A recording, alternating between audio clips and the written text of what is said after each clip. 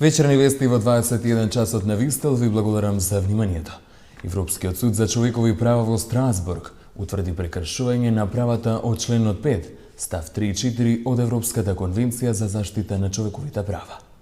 Во случајот Пешов и Ристовски во Македонија, кој се однесува на наводно недоволно образложение во судските одлуки, со кои се определува притвор и одредени процедурални пропусти во постапките по жалбите за притвор одреден на поранишниот министер Спиро Ристовски и раководителот на одделението за посебни единици во полицијата Митко Пешов во врска со кривичните постапки со инцидентот на 27 април 2017 година во Собранието.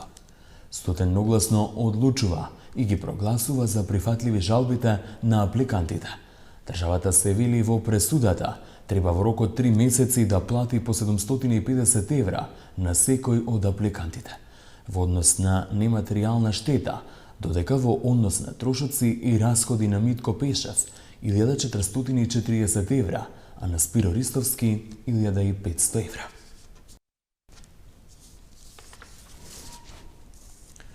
Владата ќе го гласа законот со кој лицата ставени на црната листа на Соединетите Американски држави ќе имаат реперкурси во Македонија и нема да може да се занимаваат со политика и веднаш ќе го испратат во Собранието.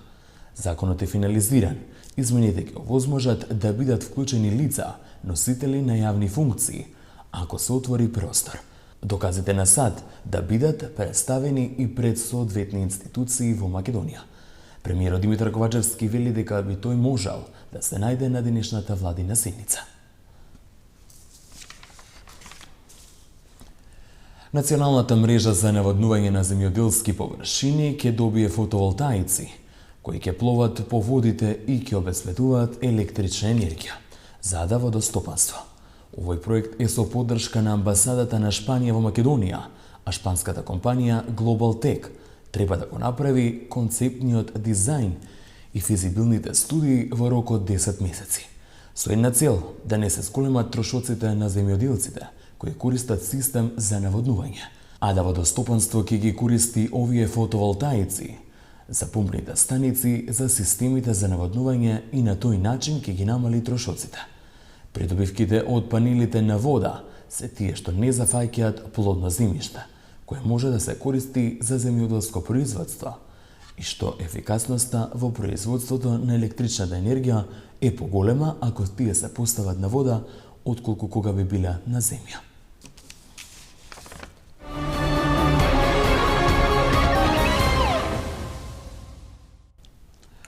Седумина македонски бизнисмени се дел од листата на 100 најбогати луѓе во регионот.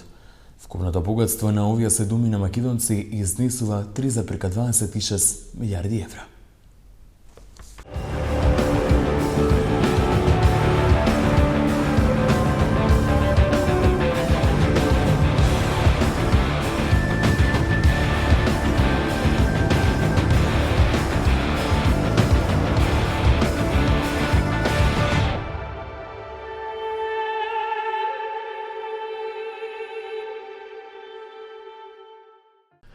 Вистина дека седумина македонски бизнисмени се дел од листата на 100 најбогати луѓе во регионот. Вистина дека вкупното богатство на овие седумина македонци изнесува 3,26 милиарди евра. Листата ги опфаќа Србија, Босна и Херцеговина, Хрватска, Црна Гора и Македонија. Вистина дека на 80-тото место или највисоко позициониран богаташ во регионот е Илија Гечев од ИГМ Трейд. Богатството му е проценето на нешто повеќе од 1 милиарда. Вистина дека Гечев е единствениот милиардер во земјава. Вистина дека на 38-то место на листата на најбогати е Живко Мукаитов од Алкалоид и тоа 651 милион 330.600 евра. Вистина дека на 45-тото место е Андреја Јосифовски од Мак Петрол и тоа со 565 милиони 501.055 евра. Вистина дека по нив на листата е Гоце Камчев од Кам со износ од 282 милиони 535.496. Потоа следува Страшо Милковски од Гранит со 251 милион 175.396. Вистина дека на собственикот на ПКБ-ско, Слободан Кутревски, богатството му е проценето со 237 милиони 907.052 евра. И Владимир Тодоровиќ од Тинекс со 218 милиони 299.496. Вистина дека хрватскиот крал на осигурувањето, Дубравко Гркиќ, е најбогатиот човек во регионот, според листата. Вистина дека Гркиќ, кој ја предводи групацијата Аграм, има богатство од 2,84 милиарди евра. Последува српскиот бизнисмен Миодраг Костик и Мирослав Мишковик со по 2,77 милиарди евра. Вистина дека листата покажува дека и понатаму важи некогашната југословенска поделба на развиени и неразвиени, бидејќи економиите на Црна Гора, Босна и Херцеговина и Македонија се далеку зад овие на Хрватска, Србија и Словенија. Вистина е дека нееднаквоста е најизразена во Црна Гора, каде што имотот на петмина најбогати вреди 1,7 милиарди евра, што е 35,4% од БДП, додека во Македонија ова изнесува 23,9% од БДП. Вистина дека листата на 100 најбогати луѓе во регионот е составена во соработка со две реномирани консултантски фирми кои работат на Њујоршка берза.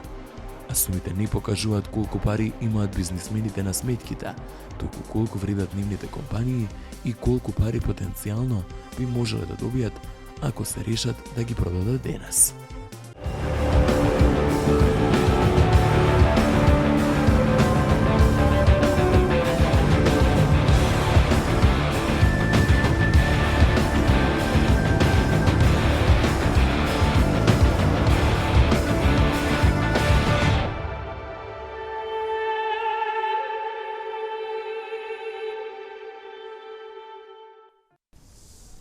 Еколошка катастрофа и силно загадување на подземните води се заканува од депонијата на поранишниот ХЕК Југохром во Јагуновца.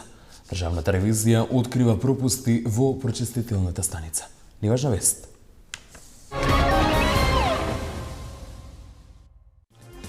Еколошка катастрофа и силно загадување на подземните води се заканува од депонијата на поранишниот ХЕК Југохром во Јагуновца, предупредува Државниот завод за ревизија, затоа што Министерството за животна средина не одржува квалитетно прочистителната станица за водите што се сливаат од депонијата полна со 7500 тони шестовалентен хром, кој се историско наследство од работењето на овој некогашен хемиско-електрометалуршки комбинат. Во извештајот на ДЗР за работењето на Министерството за животна средина за 2022 година, кога министар беше Насар Нурединиот Дуј, се наведуваат низа пропусти на Министерството, кој пак во затворање на фабриката со договор се упрзува да обезбеди континуирана работа на прочистителните станици за да се спречи евентуалното загадување на подземно езеро под планините Жеден и Скопскиот извор Рашче. Ревизорот утврдил дека дел од опремата за прочистување на водата е амортизирана и нефункционална и постои недостаток од резервни делови, па функционирањето е отешното. Исто така постојат континуирани недостатоци во тековното одржување, како затнување на дренажниот систем, проблеми со пумпната станица и проблеми со далечинското управување. Снабдувањето со струја во прочистителната станица е континуирано и доаѓа до прекинна работа и до можност од хаварија со која станицата би била нефункционална. Тука е крајот на овие вести, ние се гледаме во 21. Останете со програмата на Вистинска ТВ.